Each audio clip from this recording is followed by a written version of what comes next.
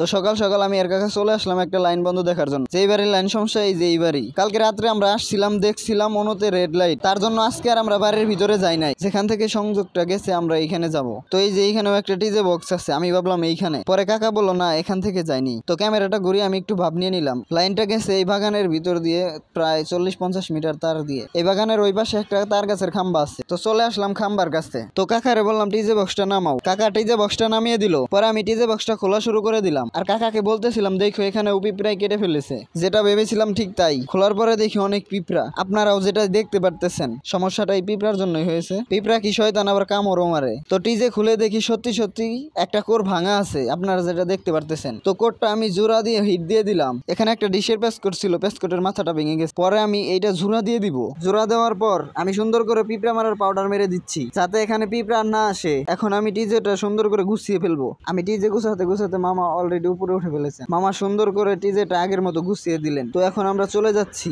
যারা আমার ভিডিওটা দেখেছেন সবাই ভালো থাকবেন, দেখা হবে পরের ভিডিওতে।